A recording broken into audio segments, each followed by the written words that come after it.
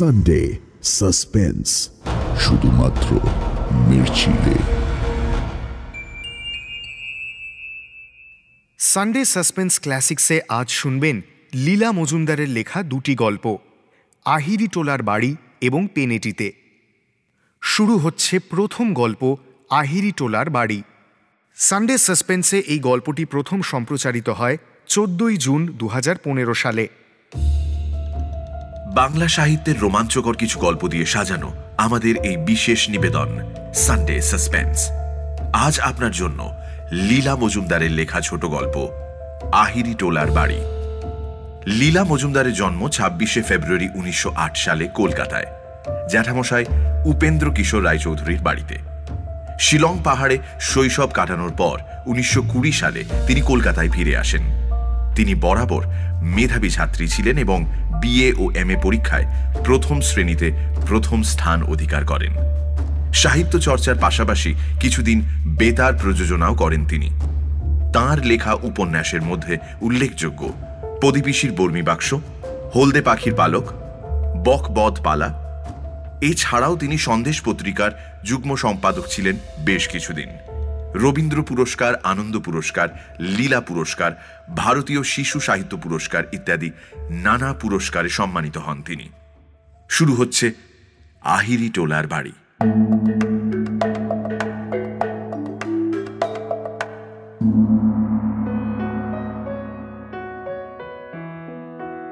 আহিরিটোলা কোথায় জানো তো? সেখানে গঙ্গার ধারে আমার পূর্বপুরুষদের একটা মস্ত বাড়ি আছে। সেখানে কেউ থাকে না। দরজা জানলা ঝুলে রয়েছে, ছাদ দিয়ে জল পড়ে, দেয়ালে সব ইট বেরিয়ে পড়েছে। শুধু ইঁদুর বাদুড়ের বাস, আর সব জায়গায় একটা সোঁদা সোঁদা গন্ধ। বাড়িটা আমার বাবার ঠাকুরদা কোম্পানির আমলে তৈরি করেছিলেন। কলকাতা শহর তখন সবে তৈরি হচ্ছে। দিব্যি চকমেলানো দোমহলা বাড়ি, দেয়ালে সব জং ধরে যাওয়া চিত্রটিত্র করা বিরাট পাথরের সিঁড়ি। টাকারও তাদের অভাব ছিল না, কি সব চোরা কারবার চলত। তখনকার দিনে অত আইন আদালতের হাঙ্গামা ছিল না। মোট কথা, বাবার ঠাকুরদা ভয়ঙ্কর ধনী লোক ছিলেন। প্রকাণ্ড জুড়ি গাড়ি ছিল, তাতে 4টে কালো কুচকুচে ঘোড়া জোড়া হতো। বাড়ির পিছন দিকে বিশাল আস্তাবল ছিল। সেসব কবে বিক্রি হয়ে গেছে। তার জায়গায় 3 তলা সব বাড়ি হয়ে সেগুলো পর্যন্ত ভেঙে চুরে যাচ্ছে। সেবার প্রিটেস্টে অঙ্কে 15 পেলাম। তাই নিয়ে বাড়ি ময়ে সে যে কিরকম হইচই লেগে গেল, সে না দেখলে বিশ্বাস হয় না। বাবা পর্যন্ত এমন কাণ্ড আরম্ভ করলেন যে শেষ অবধি বাড়ি ছাড়তে বাধ্য হলাম। কাউকে কিচ্ছু না বলে সন্ধেবেলায় কয়েকটা কাপড় জামার পুঁটলি কাঁধে নিয়ে ঘড়ি কিনবার জমানো টাকাগুলো পকেটে পুরে একেবারে সোজা আহিরিটোলার বাড়িতে গিয়ে উঠলাম। সেখানে আলো টালো নেই। রাস্তার আলো এসে যা একটু ভাঙা দরজা জানলা দিয়ে ঢুকছে, অদ্ভুত সব ছায়া পড়েছে। সামনের দরজায় তালা মারা, কিন্তু জানলায় শিক নোনা ধরে ভেঙে গেছে। ঢুকতে কোনো অসুবিধেই হলো না। একটু যে ভয় করছিল না তাও নয়, আর কত রকম শেডের যে অন্ধকার হয় তাই দেখে অবাক হয়ে যাচ্ছিলাম। খিদেও পেয়েছে প্রচুর, আবার রাগও হয়েছে। নিচের তলাটা কেমন যেন ঘুপসিপানা।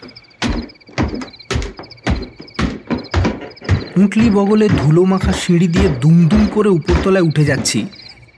এমন সময় সিঁড়ির ঠিক উপর থেকে কে বলল, তোদের জ্বালাতে কি সন্ধ্যেবেলায় হাত মুখ ধুয়ে আলবোলাটা নিয়েও একটু চুপ করে বসা যাবে না?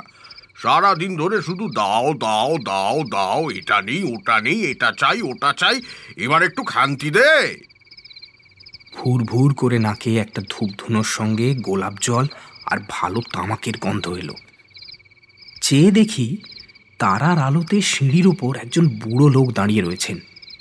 ভুস্কো রঙের লম্বা জোব্বা পরনে, পায়ে সাদা নাগরাই জুতো, মাথায় ভুস্কো একটা ছোট্ট সাদা টুপি, আর ডান হাতে বকবার আঙুলে একটা মস্ত সবুজ পাথরের আংটি।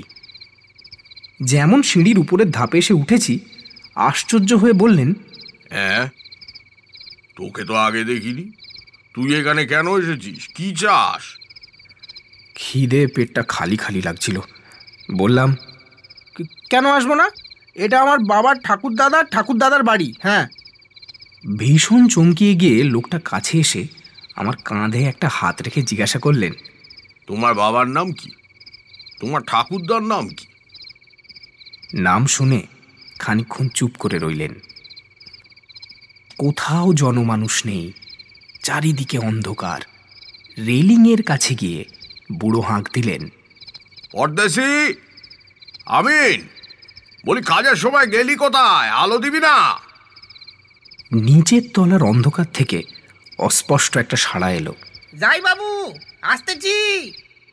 তারপর লম্বা একটা কাচের ঢাকনি পরানো সেজ হাতে, কুচকুচে কালো, টিকটিকে লম্বা, গোলাপি গেঞ্জি, মিহি ধুতি আর গলায় সোনার মাদুরি পরা একটা লোক সিঁড়ি দিয়ে উঠে এলো। ছিলি কোথায় হতবাগা? বাড়িতে লোক এলে দেখতে পাস না?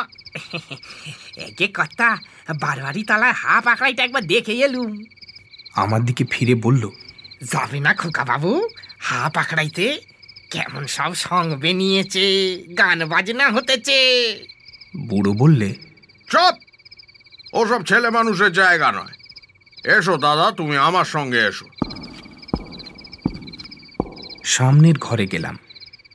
মেঝেতে লাল গালচে পাতা, মস্ত নিচু তক্তপোষে হলদে মখমলের চাদর বিছানো। এক কোনায় গোঁপ ঝোলা চুড়িদার পাঞ্জাবি গায়ে কানে মাকড়ি একজন লোক দাঁড়িয়ে। তাকে বললেন, যাও এখন। বলছি তো 10 টাকা চাঁদা আর 5 ভরি আতর দেবো তোমার বারোয়ারি পুজোর জন্য। এখন কেটে বড়। লোকটি চলে গেলে আমাকে তক্তপোষে বসিয়ে পুঁটলির দিকে চেয়ে বললেন, ওতে কি পালিয়ে এসেছো নাকি? কেন? বলতে হলো সব কথা। খানিকটা ভেবে হঠাৎ বিরক্ত হয়ে বললেন, 15 পেয়েছিস? হতভাগা, তোর লজ্জা করে না? অঙ্ক হয় না কেন? শুভঙ্করই পড়িস না? মুখ অমন পাংশু না কেন? খেয়েছিস? হ্যাঁ, খাসনি এখনো? পরদেশি, যা দেখিনি পচ্চুকে বলগে যা।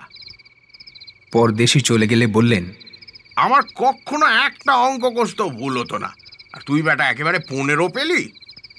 জানিস, নবাবের কাছ থেকে সার্টিফিকেট পেয়েছিলাম, হৌসের সব হিসেবের ভুল শুধরে দিতাম। দাঁড়া, কুর্তিকে ডেকে পাঠাই, সে তোকে অঙ্ক শিখিয়ে দেবে। পরদেশি একটা রূপোর থালায় করে লুচি, সন্দেশ, ছানা মাখা আর 1 গ্লাস বাদামের শরবত এনে দিল। তারপর বারান্দার কোণে শ্বেত পাথর দিয়ে বাঁধানো স্নানের ঘরে আরাম করে হাত পা ধুয়ে, পাশের ঘরে কারিকুরি করা খাটে সাদা বিছানায় শুয়ে সারা রাত ঘুমোলাম। সকালে পরদেশি এসে ডাক দিল, বলি কুট্টি বাবু আঁক শেখাতে এসেছেন, চলো চলো। হ্যাঁ চল। কুট্টিবাবু এসে চিত্রকরা পাটিতে বসে সারাটা সকাল আমাকে অঙ্ক কষালেন। পরদেশি কোনো কথা না বলে দুজনকে 2 গ্লাস দুধ দিয়ে গেল। বই নেই, পুঁটলিতে খাতা পেন্সিল ছিল, তাই দেখে কুট্টিবাবু মহা খুশি। কি বলবো, যেসব অঙ্ক সারা বছর ধরে বুঝতে পারছিলাম না, সেসব যেন জলের মতো সোজা হয়ে গেল। কুট্টিবাবুর বই দরকার হয় না, সব মাথার মধ্যে ঠাসা। উনি চলে গেলে বারান্দায় বেরিয়ে দিনের আলোতে ভালো করে চেয়ে দেখি এরা সব বাড়িঘর ঝকঝকে পরিষ্কার করে ফেলেছে। উঠোনের ধারে ধারে বড় বড় টবে করে কত রকম পাতাবাহারের গাছ, আর উঠোনের দাঁড়ের ওপর লাল, নীল, হলদে, সবুজ মস্ত মস্ত তোতা পাখি রোদে বসে ছোলা খাচ্ছে।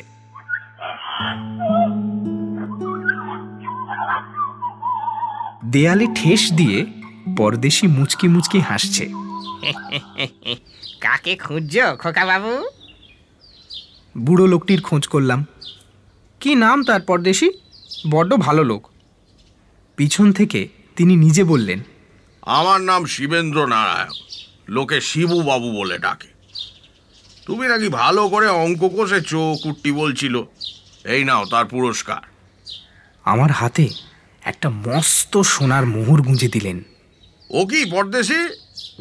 বাইরের দরজায় কারা যেন মহা ধাক্কাধাক্কি চেঁচামেচি করছে।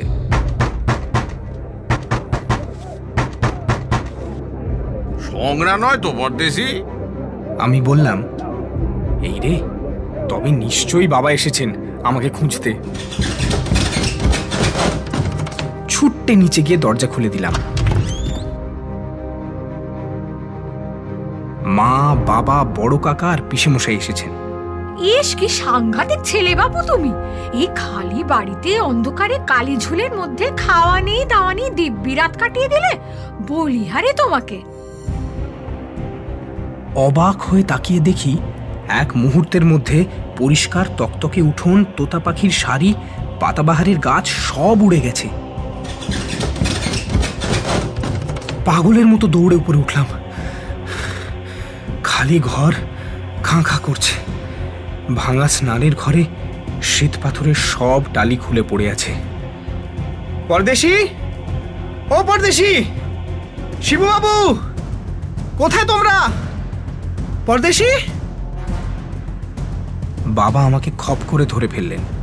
জানিস না শিবুবাবু আমার ঠাকুরদা, পরদেশি তার খাস খানসামা। আস্তে আস্তে আমার হাতের মুঠোর মধ্যে মোহরটাকে পকেটে পুরে বললাম, চলো, টেস্টে আমি অঙ্কে এবার ভালো নম্বর পাবো, দেখো। কাউকে কিছু বলতে পারলাম না। আমি ঠিক করেছি বড় হয়ে টাকা পয়সা রোজগার করে আহিরিটোলার বাড়িটা সারিয়ে সুরিয়ে সেখানেই থাকবো। গঙ্গাটাও বেশ সামনে আছে। শুনলেন আহিরিটোলার বাড়ি। এবার শুনবেন পেনেটিতে।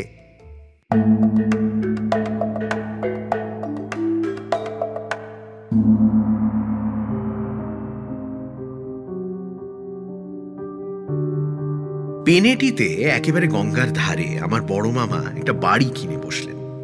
শুনলাম বাড়িটাতে নাকি ভূতের উপদ্রব, তাই কেউ সেখানে থাকতে চায় না। সেই জন্য বড় মামা ওটাকে খুব সস্তাতেই পেয়েছিলেন। যাই হোক, বিয়ে টিয়ে করেননি, আপত্তি করবার লোকও ছিল না। মেজো মাসিমা একবার বলেছিলেন বটে, নাই বা কিনলে দাদা, কিছু নিশ্চয়ই আছে, নইলে কেউ থাকে না কেন? বড় মামা রেগে মেগে বাড়ির কাগজপত্র সই করবার আগে ওদের কুস্তির আড্ডা দুজন সন্ডাকে নিয়ে সেখানে দিব্যি আরামে দুরাত কাটিয়ে এলেন। সন্ডাদের অবশ্যই সব কথা ভেঙে বলা হয়নি। তারা দুবেলা মুরগি খাবার লোভে মহা খুশি হয়েই থাকতে রাজি হয়েছিল। পরে আড্ডায় ফিরে এসে যখন বড় মামা ব্যাপারটা খুলে বলেছিলেন, তখন তারা বেজায় চটে গিয়েছিল।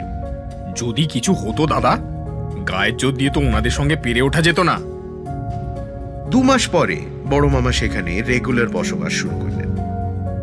সঙ্গে গেল বঙ্কু ঠাকুর। তার রান্না যে একবার খেয়েছে সে জীবনে ভোলেনি। আর গেল নটবর বেয়ারা, তার 44 ইঞ্চি বুকের ছাতি, রোজ সকালে বিকেলে আধ ঘন্টা করে 2 আধমনি মুগুর ভাঁজে।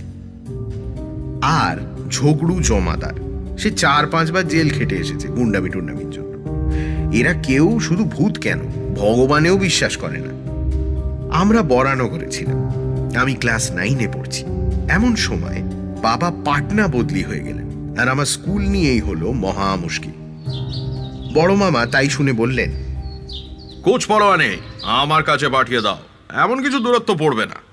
বেটা বঙ্কুর রান্না খাবে, আর আমিও আমার নতুন কবিতাগুলো শোনাবার লোক পাবো। বঙ্কুরা তো আজকাল আর শুনতে চায় না। ভালোই হলো। শেষ পর্যন্ত তাই ঠিক হলো। মারা যেদিন সকালে পাটনা চলে গেলেন, আমার জিনিসপত্র বড় মামার ওখানে পাঠিয়ে দেওয়া হলো, আর আমিও সারাদিন স্কুল করে বিকেলে গিয়ে সেখানে হাজির হলাম। মনটা তেমন ভালো ছিল না। মারাও চলে গেছেন, আবার আমাদের ক্লাসের যোগু আর ভুটে বলে 2 কাপ্তেন কিছুদিন থেকে এমনি বাড়াবাড়ি শুরু করেছিল যে স্কুলে টেকা দায় হয়ে উঠেছিল। আগে ওরাই আমার বেস্ট ফ্রেন্ড ছিল, কিন্তু পুজোর ছুটির সময় সামান্য একটা ব্যাপার নিয়ে ওরা এমন ছোট লোকের মতো ব্যবহার আরম্ভ করেছিল যে ওদের সঙ্গে সম্পর্ক বন্ধ করতে বাধ্য হয়েছিল। এখন ওরাই হলেন ফুটবলের ক্যাপ্টেন, ক্লাবের সেক্রেটারি। সেদিনও ওদের সঙ্গে বেশ একটা কথা কাটাকাটি হয়ে গেছে, সে আবার অঙ্ক ক্লাসে। আমার একার দোষ নয়, কিন্তু ধরা পড়ে বকুনি খেলাম আমি। ওরা দেখলাম খাতার আড়ালে ফ্যাঁচ ফ্যাঁচ করে হাসছে। বাড়ি এসেও মনটা একটু খারাপই ছিল। একেবারে জলের মধ্যে থেকে ঘাটের সিঁড়ি উঠে গেছে বারান্দা পর্যন্ত। বিশাল বিশাল ঘর, ঝগড়ু আর নটবর তকতকে করে রেখেছে। প্রায় সবগুলোই খালি, শুধু নিচের তলায় বসবার ও খাবার ঘরে আর দোতলায় দুটো শোবার ঘরে বড় মামা কয়েকটা দরকারি আসবাব কিনে সাজিয়েছেন। কেউ কোথাও নেই, বড় বাবাও কোথাও বেরিয়ে গেছেন। নিচে থেকে বঙ্কুর রান্না লুচি আলুর দম খেয়ে ওপরে গেলাম। বই রেখে আমার ঘরের সামনে চওড়া বারান্দা থেকে দেখি বাগানময় ঝোপঝাপ, আম গাছ, কাঁঠাল গাছও গোটা কত গাছে। গঙ্গার ধার দিয়ে জবা ফুলের গাছ দিয়ে আড়াল করা একটা সরু রাস্তা একেবারে নদীর কিনারা ঘেঁষে চলে গেছে। সেখানে 3 জন মাঝি গোছের লোক মাছ ধরার ছিপ সারাচ্ছে। একজন বুড়ো আর 2 জন আমার চেয়ে একটু বড় হবে, ওখানকারই লোক বোধ হয়। আমাকে দেখতে পেয়ে তারা নিজের থেকেই ডাকল। দেখতে দেখতে বেশ ভাব জমে গেল। ওরা বলল পেছন দিকের পুকুরে আমাকে মাছ ধরা শেখাবে, আর শনিবার নদীতে জাল ফেলবে, নিশ্চয়ই যেন আসি।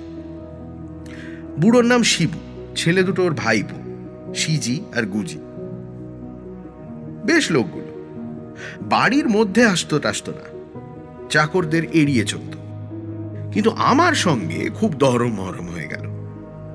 আমাকে সাপ কামড়ানোর ওষুধ, বিছুটি লাগার ওষুধ এইসব শিখিয়ে দিল। আমাদের বাগানেই পাওয়া যায়।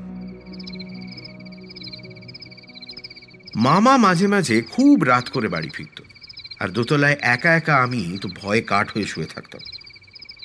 শিবুদের কাছে সে কথা জানাতেই যেদিনই মামা বেরোতেন সেদিন ওরা জলের পাইপ বেয়ে ওপরে উঠে বারান্দায় বসে আমার সঙ্গে কত যে গল্প করতো তা ঠিক নেই। সব মাঝিদের গল্প, ঝড়ের কথা, নৌকা ডুবির কথা, কুমির আসার কথা, হাঙর মারার কথা, সমুদ্রের কথা, এই সব। ওদিকে স্কুলের ঝগড়া বাড়তে বাড়তে এমন হলো যে ওই যোগু, ভুটে আর নীলো বলে ওদের কি এক সাকরেত জুটেছে, এই 3 জনকে অন্তত আচ্ছা করে শিক্ষা না দিলে চলে না। শিবু বলল, বাবু এইখানে ডেকে এনে সবাই মিলে কষে পিটুনি লাগাই। বললাম, না রে, শেষটা স্কুল থেকেই নাম কাটিয়ে দেবে। তার চেয়ে এখানে এনে এমনি ভূতের ভয় দেখাই যে বাছাধনদের চুল দাড়ি সব খাড়া হয়ে যাবে। তাই শুনে ওরা 3 জনেই হেসে লুটোপুটি। আমি বললাম, দেখ, তোদের 3 জনকে কিন্তু ভূত সাজতে হবে, আর আমি ওদের ভুলিয়ে ভালিয়ে আনবো। তোদের সব সাজিয়ে গুজিয়ে দেব। হ্যাঁ, সাজিয়ে গুজিয়ে দেবেন কেন বাবু? রং টাং মাখিয়ে দেবার দরকার হবে না, 3টে চাদর দেবেন। আমরা সাদা চাদর গায়ে জড়িয়ে গঙ্গার ধারে ঝোপের মধ্যে এমনি এমনি করে হাত লাড়তে থাকবো আর ও শব্দ করব। দেখবেন ওনাদের পিলে চমকে যাবে। ছেঁড়া চাদর 3টে দিয়ে দিলাম। সত্যি ওদের বুদ্ধির তারিফ না করে পারলাম না। ভালোই হবে, তাহলে আমাকে আর কেউ সন্দেহ করবে না। বাড়িটার একটা অপবাদ তো আছেই। শুক্রবার স্কুলে গিয়ে যোগু ভুটেদের সঙ্গে কথা বন্ধ করলাম। বাবা, ওদের রাগ দেখে কে। কি রে হতভাগা, ভারী লাট সাহেব হয়েছিস যে, কথা বলছিস না যে বড়? বললাম, মেয়েদের সঙ্গে আমি বড় একটা কথা বলি না, ব্যাচেলার মামার শিক্ষা। তারা তো রেগে কাঁই। এই মেয়েদের সঙ্গে মানে? মেয়েদের আবার কোথায় দেখলি? বললাম, যারা ভূতের ভয়ে আমার বাড়ি যায় না তাদের সঙ্গে মেয়েদের আর কি তফাৎ। যোগু রাগে ফোঁস ফোঁস করতে করতে বলল, এই খবরদার বলে দিচ্ছি, যা মুখে আসবে তাই বলবি না গুপে। 100 বার বল, তোমরা ভীতু কাপুরুষ মেয়ে মানুষ। যোগু আমাকে মারে আর কি, শুধু অঙ্কের মাস্টার মশাই এসে পড়লেন বলে বেঁচে গেলাম। স্কুল ছুটির সময় ভুটে পিছন থেকে এসে আমার কানে কানে বলল, সন্ধেবেলা 7টার সময় তোমাদের বাড়ির বাগানে না 8 ঘন্টা ধরে আমরা বেড়াবো। 8 ঘন্টা দেখি তোমাদের ভূতের দৌড় কতখানি, তা একবার দেখি। আমাদের চিনতে এখনো তোমার ঢের বাকি আছে। আমি তো তাই চাই। শিবুরা আজকের কথাই বলে রেখেছিল।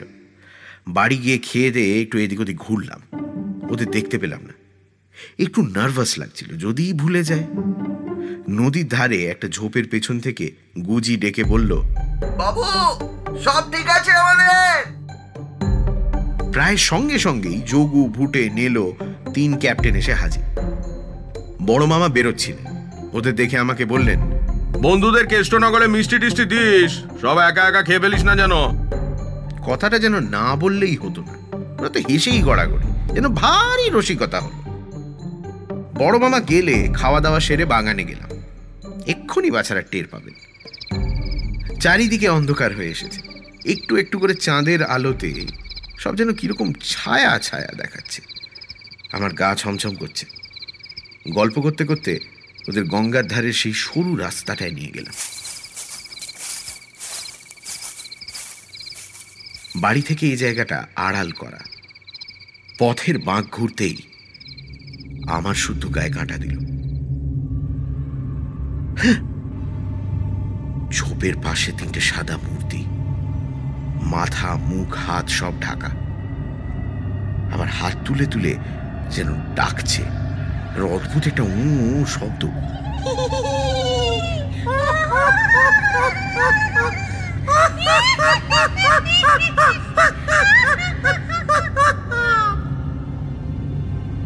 একটু একটু হাসিও পাচ্ছিল। যোগুরা 1 মিনিটের জন্য ভয়ে সাদা হয়ে গেছিল। তারপর আমার দিকে তাকিয়ে, তবে রে হতভাগা, চালাকি করবার জায়গা পাসনি বলে ছুটে গিয়ে চাদর শুদ্ধ মূর্তিগুলোকে জাপটে ধরল। তারপরের কথা আমি নিজের চোখে দেখেও যেন বিশ্বাস করতে পারছি না। তোমরা আর কি করবে? ছোঁবা মাত্র মূর্তিগুলো যেন ঝুরঝুর করে হাওয়ায় মিলিয়ে গেল। শুধু চাদর 3টে মাটিতে পড়ে রইল। যোগু ভুটে নেল, তক্ষুনি মূর্ছা গেল। আমি পাগলের মতো ও শিবু, ও সিজি, ও গুজি করে ছুটে বেড়াতে লাগলাম। গাছের পাতার মধ্যে দিয়ে ঠান্ডা বাতাস বইতে লাগলো। আর গোলযোগ শুনে বঙ্কু, নটবর আর ঝগড়ু হল্লা করতে করতে এসে হাজির হলো।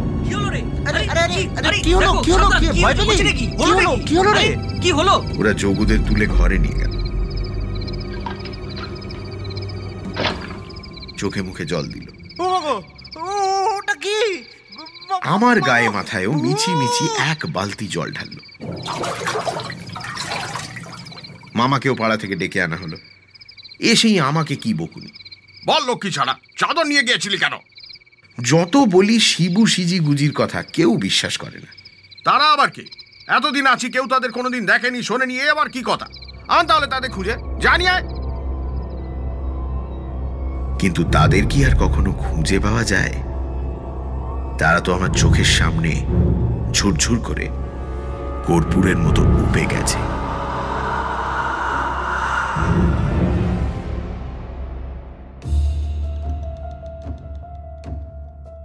সানডে সাসপেন্স ক্লাসিক্সে আজ শুনলেন লীলা মজুমদারের 2টি গল্প, আহিরি টোলার বাড়ি এবং পেনেটিতে। গল্প পাঠে মীর, সোমক, দীপ, ইন্দ্রাণী, পুষ্পল, অভিষেক। শব্দগ্রহণ রিচার্ড। আবহ সঙ্গীত ও স্পেশাল এফেক্টস দীপক রায়। প্রচার অলঙ্করণ জয়েন দ্য ডটস। পর্ব পরিচালনা অনির্বাণ ও অভিষেক। বিশেষ সহযোগিতায় লাবণ্য। গল্পের সূত্রধার মীর এবং অগ্নি। সমগ্র পরিকল্পনা ও পরিচালনায় ইন্দ্রাণী। Sunday suspense.